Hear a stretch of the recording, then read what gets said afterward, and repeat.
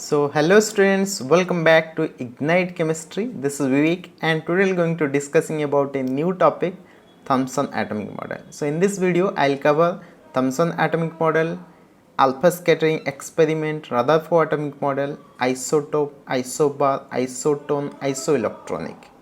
So let's get started. तो first हम देखेंगे J Thomson atomic model. J Thomson who discover the electron, इन्होंने electron discover किया था। तो उनका हिसाब से जो एटम होता है वो एक टाइप का स्पेरिकल पॉजिटिवली चार्ज है। ये जैसे स्पीयर है, इस टाइप का एक स्पीयर है एंड स्पीयर के अंदर जो पॉजिटिव पार्ट है ये यूनिफॉर्मली डिस्ट्रीब्यूटेड है। यूनिफॉर्मली डिस्ट्रीब्यूटेड जो पॉजिटिव पार्ट है वो यूनिफॉर्मली डिस्ट्रीब्यूटेड है एंड जो इलेक्ट्रॉन है, this electron are placed some places like embedded in electron inside the atom। तो एटम के अंदर जो इलेक्ट्रॉन प्रेजेंट है वो हर जगह में प्रेजेंट नहीं है, एक एक जगह में प्रेजेंट है, तो इसलिए बोलेंगे इट इज द इलेक्ट्रॉन। उन्होंने बताया the atom as a wholly electrical neutral. Atom जो होता है वो न्यूट्रल होता है because the negative and positive charges are equal in magnitude. Positive and negative charge जो होता है वो इक्वल मैग्नीट्यूड में होता है, इसीलिए वो क्या है, एक न्यूट्रल एटम है। एटम न्यूट्रल होता है, उसमें कोई चार्ज नहीं होता। इसका मतलब magnitude of electron is equal to magnitude of proton. Thomson atomic model compared to watermelon where he consider watermelon seeds as negatively charge particle and red part of the watermelon as a positively charge.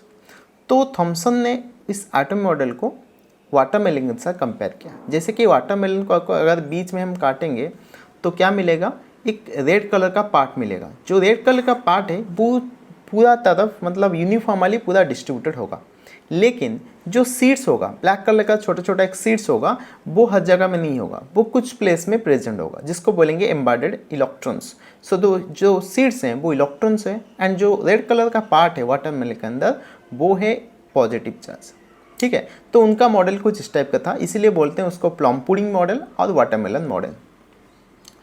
Plum pudding model और watermelon model बोला जाता है। तो Thompson atomic model ये बताया कि atom जो होता है वो यूनिफॉर्मली पॉजिटिव चार्ज है, uniformly distributed, it is electrical neutral क्योंकि इक्वल मैग्नीट्यूड को इलेक्ट्रॉन और प्रोटॉन कंटेन करता है and he compare this model to the watermelon. ये था उनका एटॉमिक मॉडल। तो पहले यहाँ पर तो हमने देख लिया, ये तो एटॉमिक मॉडल। यहाँ पर बहुत सारी चीज़ नहीं बताया गया है, न्यूक्लियस के बारे में नहीं बताया गया, तो ये सारे उसका लिमिटेशन हो गया। तो देखेंगे limitation of Thomson atomic model. He fail to explain the stability of an atom. Atom के स्टेबिलिटी के बारे में वो नहीं बता पाए because his model of the atom fail to explain how positive charge hold a negative charge electron in an atom. देखो, उन्होंने बताया कि magnitude of positive charge equal to the magnitude of negative charge, ये तो सही है, ठीक है, लेकिन अभी उन्होंने बताया कि जो पॉजिटिव चार्ज है वो यूनिफॉर्मली डिस्ट्रीब्यूटेड है और वाटरमेलन में जो रेड कलर का पार्ट होता है वो ज़्यादा होता है, सीड्स का पार्ट होता है वो कम होता है। तो अगर रेड कलर पार्ट ज़्यादा होगा तो पॉजिटिव पार्ट ज़्यादा हो गए एंड सीड्स कम होगा तो नेगेटिव पार्ट कम हो गए। तो यहाँ पर मैग्नीट्यूड कैसे सेम होगा, तो इसका मतलब वो जो पॉजिटिव चार्ज है एंड नेगेटिव चार्ज है वो इक्वल अमाउंट में नहीं है। This theory also fail to account the position of the nucleus in an atom. तो न्यूक्लियस के बारे में उन्होंने कुछ नहीं बताया कि न्यूक्लियस कहाँ पर प्रेजेंट है, कैसे प्रेजेंट है, तो इसके बारे में नहीं बताया। Thomson model fail to explain the scattering of alpha particle by the thin metal foil. तो रदरफोर्ड ने उसके बाद जो अल्फा स्कैटरिंग में एक्सपेरिमेंट किया था उसमें जो उन्होंने कंक्लूजन निकाला, वहाँ पर थॉमसन एटॉमिक मॉडल में उसके बारे में कुछ डिटेल्स में नहीं था। मतलब न्यूक्लियस कहाँ पर है, इलेक्ट्रॉन कैसे प्रेजेंट है, इसके बारे में कुछ नहीं था। No experimental evidence in it support. इसके उन्होंने जो बताया था उसके अगेंस्ट में उन्होंने कुछ एक्सपेरिमेंटल फैक्ट नहीं था, एक्सपेरिमेंटल डाटा उनके पास नहीं था। तो ये हो गया उनके साथ लिमिटेशन। बेसिकली ये जो एटॉमिक मॉडल था स्टेबिलिटी के बारे में नहीं बता पाया। ठीक है, तो ये हो गया उसका लिमिटेशन। उसके बाद देखेंगे Rutherford alpha scattering experiment. Rutherford alpha scattering experiment in 1919 में किया था। तो क्या था वो एक्सपेरिमेंट, उन्होंने एक सोर्स लिया था, यहाँ पर अल्फा पार्टिकल है। अल्फा पार्टिकल जो होता है वो हीलियम +2 होता है मतलब एक पॉजिटिव चार्ज होता है। यहाँ पर जो मास होता है 4 होता है एंड जो एटॉमिक नंबर होता है वो 2 होता है। 4 unit mass and 2 atomic number होता है उसका।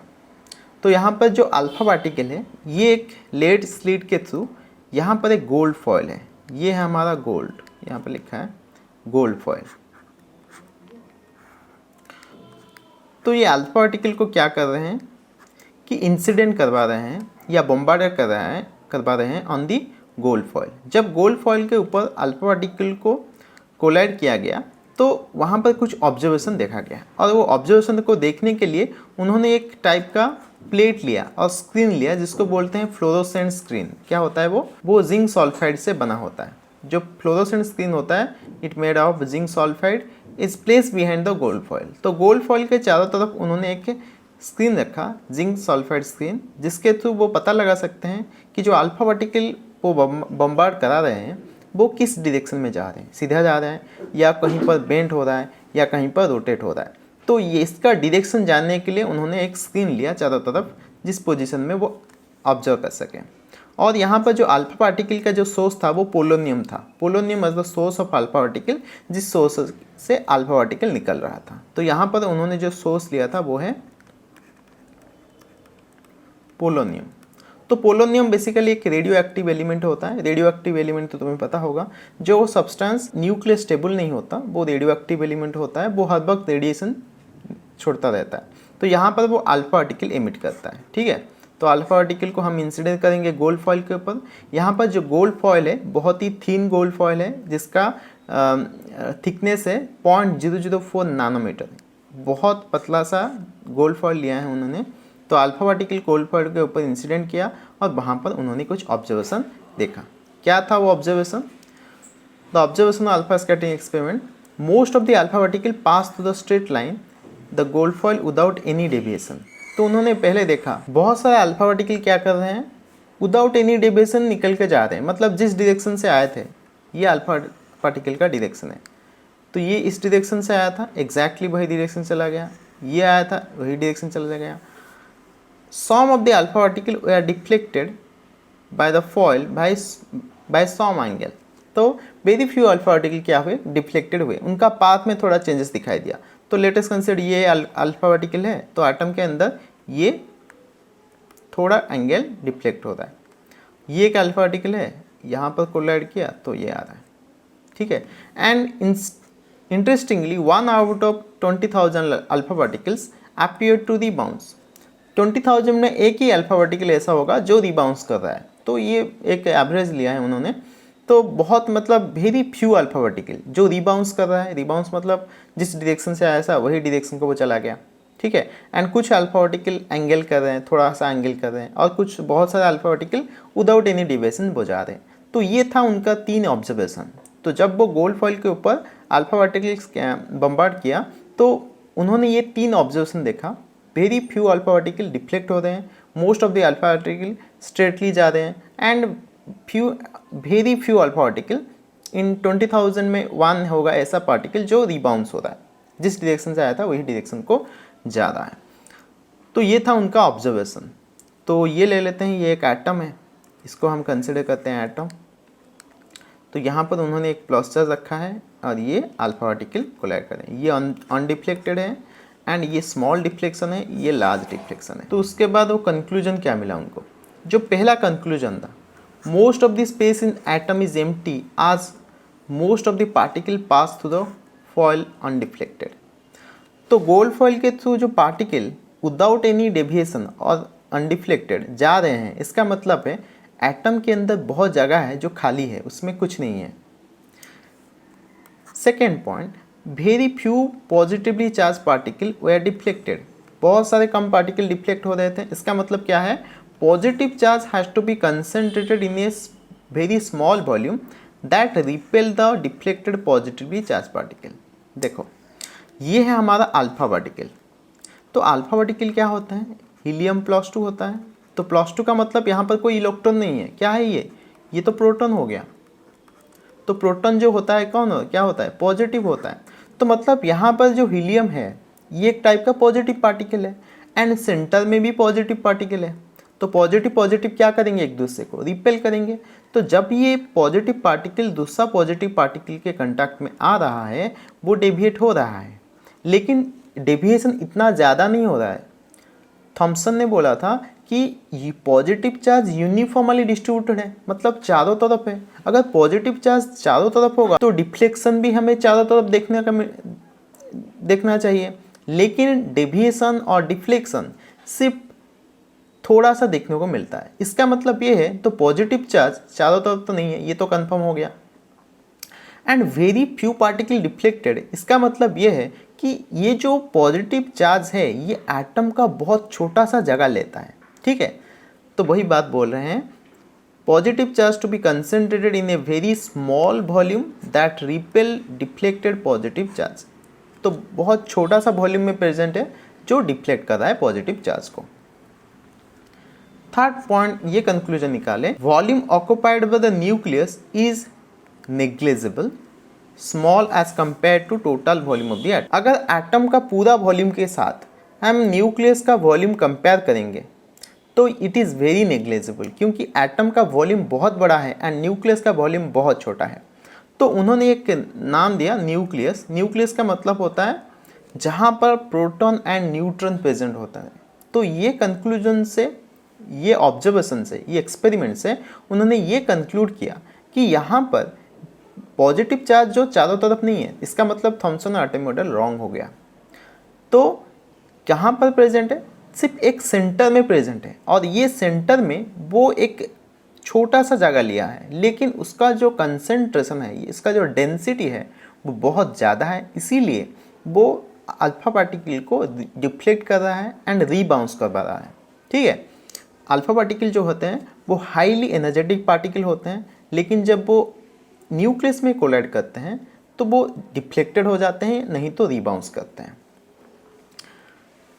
तो उन्होंने रेडियस के बारे में कुछ आइडिया दिया। Radius of the atom is about 10⁻⁻10 metre, while that of the nucleus is 10⁻⁻15 metre, ठीक है। तो रेडियस का है 10⁻⁵ -10 एंड न्यूक्लियस का जो रेडियस है वो है 10⁻⁻15। और उसको कंपेयर करके ऐसे बताया था कि अगर न्यूक्लियस एक बॉल होता है, छोटा सा बॉल जैसे क्रिकेट बॉल हो गया, ये अगर न्यूक्लियस होता है और ये अगर बॉल होता है जो न्यूक्लियस को हम ले रहे हैं, उसका कंपैरिजन में अगर 5 किलोमीटर का रेडियस लेके जो हम सर्कल बनाएंगे वो होगा एटम का रेडियस। तो एटम कुछ इतना बड़ा होगा एंड एक छोटा सा बॉल जो न्यूक्लियस होगा, अगर 5 किलोमीटर रेडियस में अगर हम एक स्फीयर बनाएंगे या सर्कल बनाएंगे, वो जितना ज़्यादा वॉल्यूम लेगा तो उसके कंपैरिजन में बॉल का वॉल्यूम होगा ये न्यूक्लियस का वॉल्यूम, मतलब बहुत छोटा न्यूक्लियस होता है, ठीक है। तो इसलिए ये कंक्लूजन से उन्होंने ये वाला डाटा निकाला। तो ये कंक्लूजन से उन्होंने एक एटॉमिक मॉडल प्रपोज किया जिसको बोलते हैं रदरफोर्ड एटॉमिक मॉडल। नहीं, उससे पहले डिस्कवरी ऑफ न्यूट्रॉन देख लेते हैं, क्योंकि इलेक्ट्रॉन एंड प्रोटॉन का तो डिस्कवरी हो गया है, लेकिन न्यूट्रॉन का डिस्कवरी नहीं हुआ था। अभी देखेंगे न्यूट्रॉन कैसे डिस्कवर हुआ। Rutherford in 1920, it was proposed that to be a particle with no charge and having mass almost equal to that of proton, he named it as a neutron. तो 1920 में alpha scattering experiment के बाद Rutherford ये बता दिए थे कि atom के अंदर एक पार्टिकल प्रेजेंट है जिसका कोई चार्ज नहीं है लेकिन मास है, और उसका mass same nearly equal to the proton है। उसका नाम भी दे दिए थे न्यूट्रॉन। तो प्रोटॉन के मास के सेम एक मास प्रेजेंट है एटम के अंदर जो कोई चार्ज कंटेन नहीं करता, उसका नाम उन्होंने न्यूट्रॉन दे दिया था।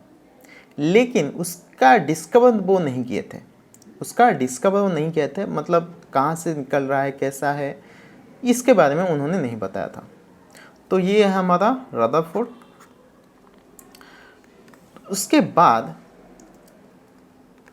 चाद्विक ने 1932 में एक एक्सपेरिमेंट किया। क्या था वो एक्सपेरिमेंट? वो पोलोनियम का वो अल्फा पार्टिकल सोर्स लिए एंड किसके ऊपर कोलाइड किया? बेरिलियम के ऊपर वो अल्फा पार्टिकल उन्होंने कोलाइड किया। जब बेरिलियम के ऊपर वो अल्फा पार्टिकल कोलिजन हुआ तो वहाँ से एक चार्ज पार्टिकल निकला, सॉरी नॉन चार्ज पार्टिकल निकला, जिसका कोई चार्ज नहीं है लेकिन मास ऑलमोस्ट इक्वल टू प्रोटॉन है। ठीक है, जब हम अल्फा पार्टिकल वो बेरिलियम के ऊपर, यहाँ पर ये बेरिलियम है, ऊपर उन्होंने बॉम्बार्ड किया तो वहाँ से कुछ पार्टिकल निकला जिसका कोई चार्ज नहीं है लेकिन मास है, और उसी पार्टिकल को उन्होंने कहा ये है वो न्यूट्रॉन जो रदरफोर्ड ने बोला था 1920 में। तो 1932 चार्विक प्रूव इट्स एग्जिस्टेंस। तो एक्चुअली चार्विक न्यूट्रॉन डिस्कवर किए थे, बस रदरफोर्ड उसका नाम दिए थे। ठीक है, मतलब चार्विक ने डिस्कवर किया, उसका नाम पहले से हो चुका था। He observed that when a beam of alpha particle is incident on beryllium, a new type of particle was ejected. जब एक beam of alpha particle beryllium के ऊपर इंसिडेंट किए, कुछ पार्टिकल वहाँ से निकले, उस पार्टिकल को बोलते हैं न्यूट्रॉन। तो ये है हमारे चार्विक सर।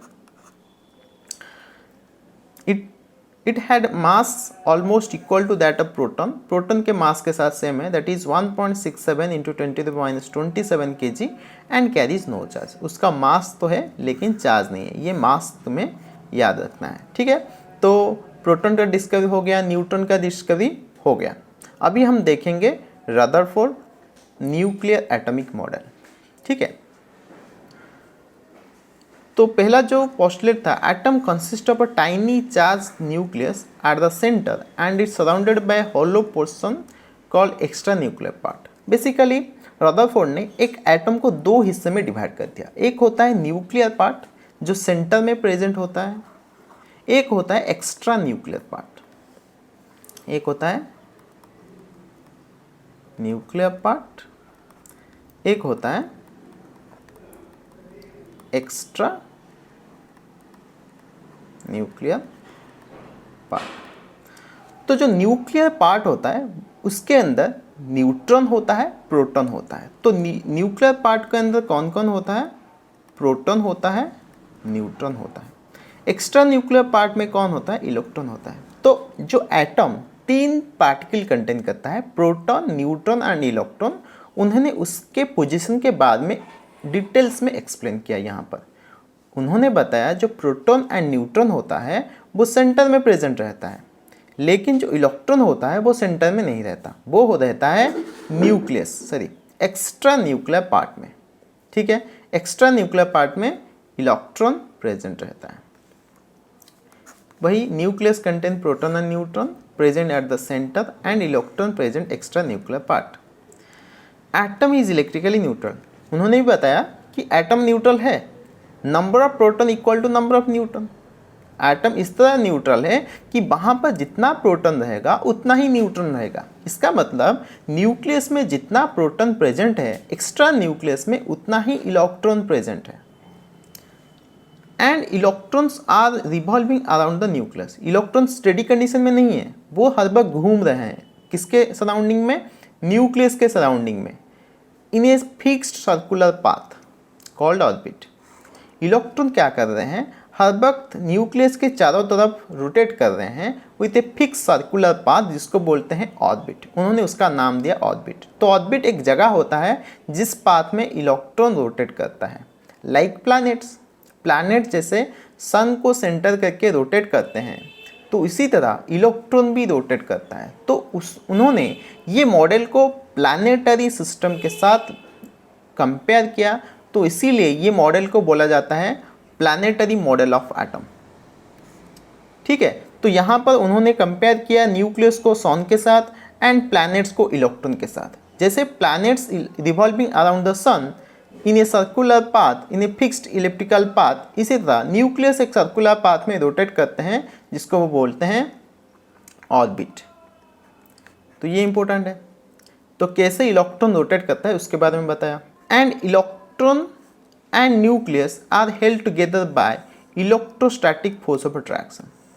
जो इलेक्ट्रॉन एंड न्यूक्लियस है वो एक फोर्स ऑफ अट्रैक्शन से कनेक्टेड है। ऐसे नहीं कि उनके बीच में कोई फोर्स ऑफ अट्रैक्शन नहीं है।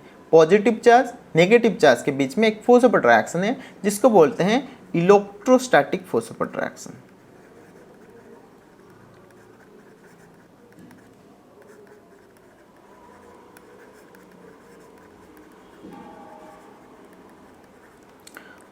तो यहाँ पर रदरफोर्ड ने बहुत ही अच्छे से एक्सप्लेन किया एटम के बारे में। तो एटम दो पार्ट में कंटेन करता है, एक है न्यूक्लियर पार्ट, एक extra nuclear part. Nuclear part में प्रोटॉन इलेक्ट्रॉन होता है, प्रोटॉन न्यूट्रॉन होता है। एक्स्ट्रा न्यूक्लियर पार्ट में इलेक्ट्रॉन होता है। जो इलेक्ट्रॉन होता है वो सर्कुलर पाथ में रोटेट करता है, जैसे प्लैनेट्स रोटेट करते हैं सन के थ्रू, सन के सराउंडिंग में, तो इस तरह रोटेट करता है, इसीलिए उन्होंने उसको बोला गया प्लैनेटरी मॉडल ऑफ एटम।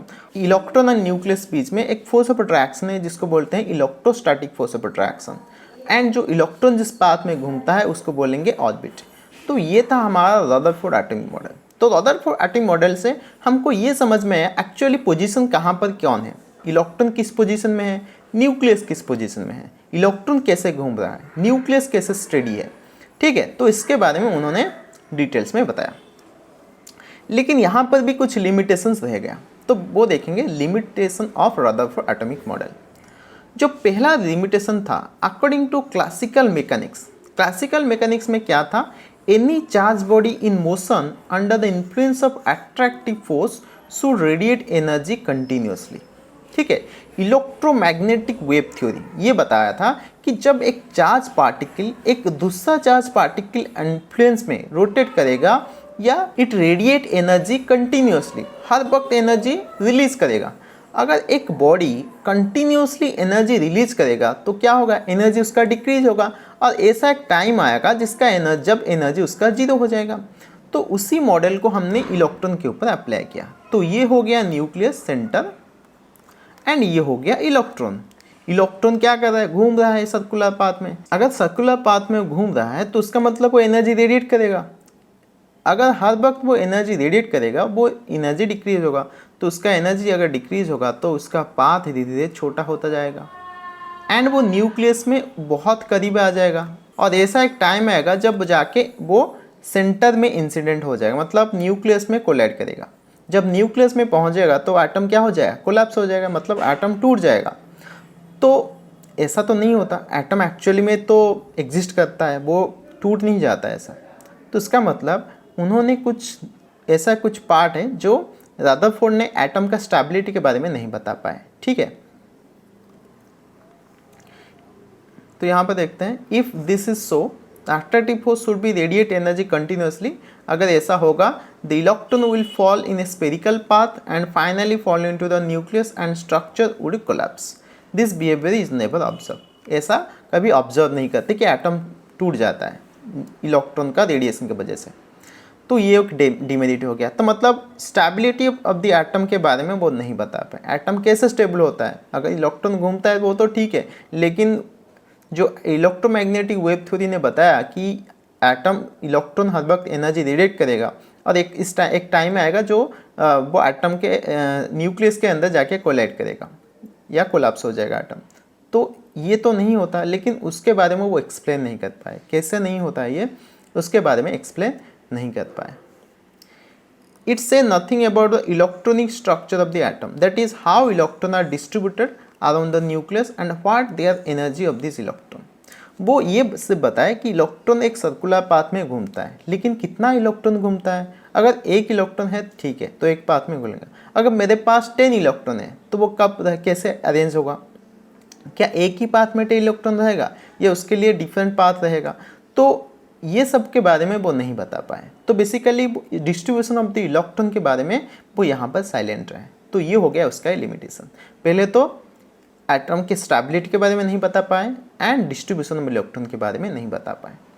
तो इसके बाद एक मॉडल डेवलप हुआ जिसको बोलते हैं बोस-एटॉमिक मॉडल, लेकिन इस वीडियो में वो कवर नहीं करेंगे, नेक्स्ट वीडियो में वो कवर करेंगे। ठीक है, तो उसके बाद हम देखेंगे एटॉमिक नंबर। एटॉमिक नंबर को हम जनरली रिप्रेजेंट करते हैं कैपिटल जेड से। ये ऑलरेडी तुम्हें पता होगा, ये फर्स्ट चैप्टर में भी बोला है, बेसिक कंसेप्ट में भी इसके बारे में भी बोला था। Atomic number of an element is equal to number of proton present in the nucleus of an atom or of the element. तो एक एटम में जितना प्रोटॉन होता है उसी को बोलते हैं एटॉमिक नंबर। क्यों ऐसा बोलते हैं, इलेक्ट्रॉन को क्यों नहीं बोलते हैं, क्योंकि नंबर ऑफ इलेक्ट्रॉन और नंबर ऑफ प्रोटॉन तो सेम होते हैं। लेकिन जो इलेक्ट्रॉन होते हैं वो स्टेबल नहीं रहते, वो कभी कभी बाहर जाते हैं, कभी कभी अंदर आता है, एक्स्ट्रा इलेक्ट्रॉन आ जाता है। तो इसीलिए इलेक्ट्रॉन को हम काउंट नहीं करते। लेकिन जो प्रोटॉन होता है वो स्टेबल होता है, वो चेंज नहीं होता है ऐसा। इलेक्ट्रॉन के जैसा, पार्टी चेंज नहीं करता, ठीक है। तो लेकिन इलेक्ट्रॉन क्या करता है, पार्टी चेंज कर देता है, कब यहाँ से बाहर निकल जाता है। तो इसीलिए इलेक्ट्रॉन को हम स्टेबल नहीं लेंगे, तो इसीलिए प्रोटॉन नंबर को हम बोलते हैं atomic number. It also represent number of electron in a neutral atom. अगर हम बोलेंगे इलेक्ट्रॉन के नंबर तो वहाँ पर एक वर्ड ऐड करना पड़ेगा, न्यूट्रल एटम। अगर न्यूट्रल एटम में जितना इलेक्ट्रॉन है उसको भी बोलेंगे एटॉमिक नंबर। लेकिन एक न्यूट्रल एटम में proton number electron number same होता है, लेकिन कैटायन आयन में वो डिफरेंट होता है। तो ये हो गया Z is equal to number of proton, समझ में आ गया। उसके बाद देखेंगे मास नंबर और एटॉमिक मास। मास नंबर ये बोलते हैं एटॉमिक मास। एटॉमिक मास में हम रिप्रेजेंट करते हैं कैपिटल ए से। Atomic mass of an element is equal to sum of proton and neutron. तो ए हो जाएगा proton number plus neutron number. अभी प्रोटॉन नंबर पी का मतलब नंबर ऑफ प्रोटॉन, एन का मतलब नंबर ऑफ न्यूट्रॉन। अभी प्रोटॉन नंबर को हमने तो लिया Z, तो ये हो जाएगा A is equal to Z plus N. तो n क्या हो जाएगा, n is equal to A minus Z। तो n का मतलब न्यूट्रॉन नंबर। तो न्यूट्रॉन नंबर कैसे कैलकुलेट करेंगे, एटॉमिक नंबर से, एटॉमिक मास से अगर एटॉमिक नंबर को माइनस कर देते हैं तो वो हाँ निकलेगा न्यूट्रॉन नंबर, ठीक है। तो एक एग्जाम्पल लेते हैं, जैसे कि सोडियम। सोडियम का 11 है, ये 23 है, ठीक है। सोडियम 11 23, यहाँ पर n का वैल्यू कैलकुलेट करेंगे।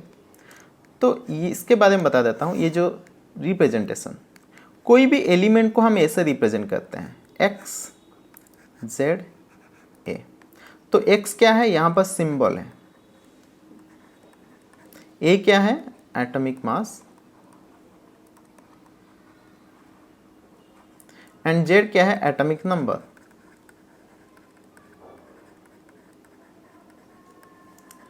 तो ये सिंबल, ये ऊपर जो रहेगा एटॉमिक मास, नीचे जो रहेगा एटॉमिक नंबर। तो यहाँ पर 11 नंबर को रिप्रेजेंट करता है, 23 एटॉमिक मास को रिप्रेजेंट करता है, और ये हो गया सोडियम का सिंबल। तो यहाँ पर न्यूट्रॉन नंबर कैसे कैलकुलेट करेंगे, 23 माइनस 11, तो ये हो जाएगा 12। तो नंबर ऑफ न्यूटन निकल गया 12। तो ऐसे कैलकुलेट कर सकते हैं, ठीक है। तो उसके बाद देंगे आइसोटोप। आइसोटोप तुम्हें पता होगा, isotope are the atom of same elements having same atomic number but different atomic mass. Atomic number same होके अगर एटॉमिक मास डिफरेंट होता है तो उसको बोलेंगे isotope. Different is due to different number of neutron. तो आइसोटोप एक्चुअली में डिफरेंट क्यों होते हैं, क्योंकि उनके बीच में जो न्यूट्रॉन नंबर होता है वो एक्चुअली में डिफरेंट होता है। तो देखें कैलकुलेट करके, यहाँ पर 3 आइसोटोप हो गया। एक होता है प्रोटियम, ड्यूटेरियम, ट्राइटियम। प्रोटियम जो है हाइड्रोजन का एक आइसोटोप है, ड्यूटेरियम भी एंड ट्राइटियम भी एक हाइड्रोजन का आइसोटोप है। तो ये लिखा जाएगा H11, H12, H13, ठीक है। तो बेसिकली H13 को हम T लिखते हैं, जिसको ट्राइटियम बोलेंगे, ड्यूटेरियम को D लिखते हैं, लेकिन H12, 13 भी लिख सकते हैं, उसमें कोई प्रॉब्लम नहीं है। तो यहाँ पर नंबर तो सेम है सब में, नंबर ऑफ प्रोटॉन क्या हो गया 111, लेकिन एटॉमिक मास व मास नंबर यहाँ पर डिफरेंट है, यहाँ पर 1 है, यहाँ पर 2 है, यहाँ पर 3 है, ठीक है। तो अब कैलकुलेट करेंगे, 1 माइनस 1 हो गया 0, तो नंबर ऑफ न्यूटन कितना हो गया फर्स्ट के लिए 0।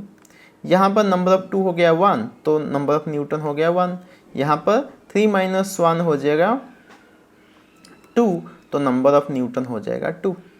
तो अब हमने क्या देखा, तो प्रोटियम, ड्यूटेरियम, ट्राइटियम में क्या डिफरेंस है, डिफरेंस ये है कि उनके बीच में डिफरेंट नंबर ऑफ न्यूट्रॉन है, तो इसीलिए मास नंबर डिफरेंट होता है, लेकिन प्रोटॉन नंबर सेम है। समझ में आ रहा है। तो ये हो गया आइसोटोप। उसके बाद देखेंगे रिलेटिव एविडेंस। ये मैंने बेसिक कंसेप्ट में भी पढ़ाया है विथ एग्जाम्पल एंड उसका सॉल्यूशन भी, लेकिन उसके बाद में यहाँ पर भी हम पढ़ेंगे रिलेटिव एविडेंस का क्या है। जो आइसोटोप होता है वो नेचर में 100% में मतलब इक्वल अमाउंट में डिस्ट्रीब्यूट नहीं होता। वो एक पर्टिकुलर अमाउंट में होता है। लेट अस कंसीडर, अगर हम लेते हैं हाइड्रोजन, हाइड्रोजन का 3 आइसोटोप हमने देखा, एक H11, एक H12, एक H13। क्या ये तीनों सेम अमाउंट में प्रेजेंट है? नहीं, ऐसा नहीं होता कि ये तीनों सेम अमाउंट में प्रेजेंट नहीं होंगे, ये डिफरेंट अमाउंट में होंगे। अगर H11 90% में होगा तो ये कम होगा, तो लेट अस कंसीडर ये 8% हो गया, तो ये भी उससे कम होगा 2%। तो यहाँ पर जो परसेंटेज है, नेचर में कितना परसेंट में वो मिलते हैं वो बहुत कम है, तो इसी को बोला जाएगा रिलेटिव एविडेंस। तो isotope of an element occur in different percentage in nature which is term as relative evidence. तो आइसोटोप जो होता है वो डिफरेंट परसेंटेज में प्रेजेंट होता है नेचर में, जिसको हम बोलते हैं रिलेटिव एविडेंस। तो relative evidence is used for calculation of average atomic mass of the element. ये ऑलरेडी हमने बेसिक कंसेप्ट में लिखा था। जो बेसिक कंसेप्ट नहीं देखे हो, मैं यहाँ पर लिंक दे दूंगा, तुम वहाँ से जाके देख सकते हो, ठीक है। तो रिलेटिव एविडेंस हम यूज करते हैं to calculate the average atomic mass. तो एग्जाम्पल लेते हैं, the average atomic mass of chlorine is equal to 35.5 due to existence of 2 isotope chlorine 35, chlorine 37। लेकिन उनका जो परसेंटेज है वो डिफरेंट है, क्लोरीन 35 का 75% है, क्लोरीन 37 का 25% है। तो उसका एवरेज एटॉमिक मास कैसे निकालेंगे? तो ये एवरेज एटॉमिक मास हो जाएगा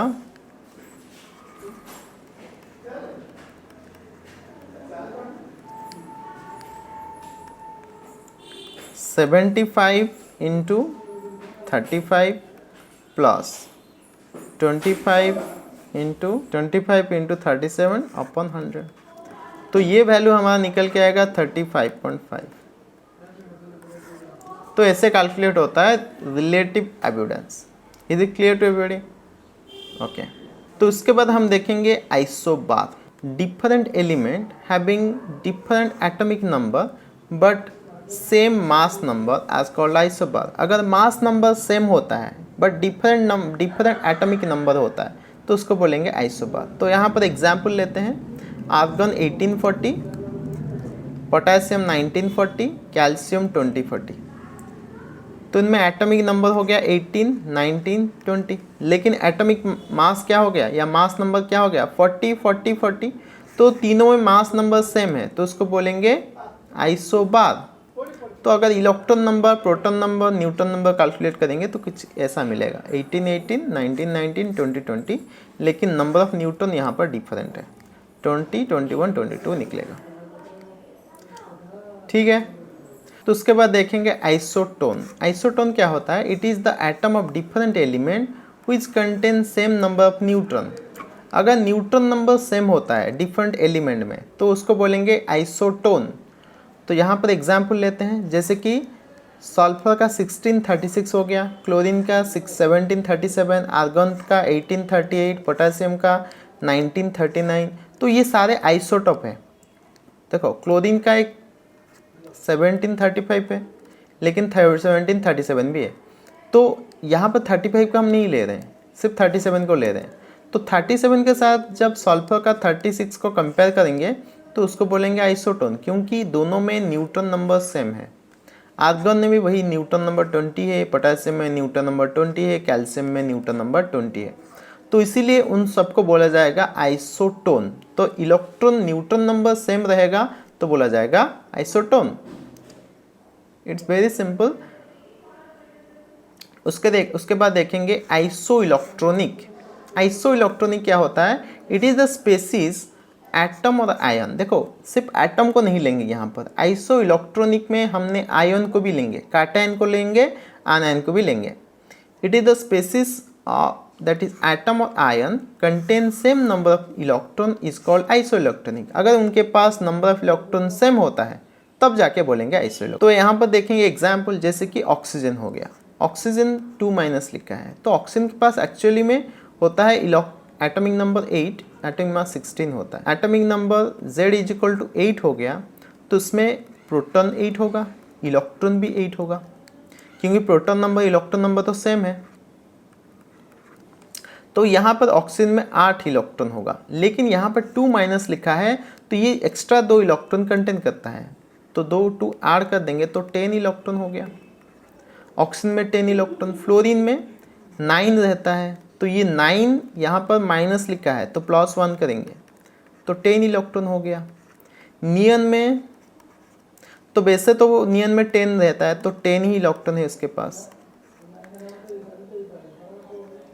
सोडियम प्लस में 11 इलेक्ट्रॉन रहता है, तो लेकिन यहाँ पर एक प्लस चार्ज लिखा है तो इसका मतलब 1 इलेक्ट्रॉन कम है, तो 11 - 1 that is equal to 10 electron. Magnesium में +2 चार्ज है, मैग्नीशियम में +2 है, तो मैग्नीशियम एक्चुअली 12 होता है तो इसमें 12 इलेक्ट्रॉन होना चाहिए, लेकिन 2 इलेक्ट्रॉन निकल गया तो 2 माइनस करेंगे तो ये हो जाएगा 10 इलेक्ट्रॉन। एल्यूमिनियम +3 तो ये होता है 13, तो 13 - 3 तो ये हो जाएगा 10। तो अगर हम देखेंगे ये जो भी स्पेसिस यहाँ पर लिखा गया है सारे स्पेसिस में नंबर ऑफ इलेक्ट्रॉन 10 हो रहा है, तो ये सारे को क्या बोलेंगे, आइसो इलेक्ट्रॉनिक। तो आइसो मतलब सेम होता है, इलेक्ट्रॉन्स मतलब इलेक्ट्रॉनिक मतलब इलेक्ट्रॉन होता है, तो same number of electron contain करेगा तो उसको बोलेंगे isoelectronic. Is it clear to everybody? Okay, तो आज का वीडियो इतना ही, नेक्स्ट क्लास में हम आगे वीडियो लेके आएंगे। सो तब तक के लिए thank you everybody and have a good day. अगर ये वीडियो तुम्हें अच्छा लगा होगा definitely share with your friend and like share my channel. Okay, तो बाय बाय।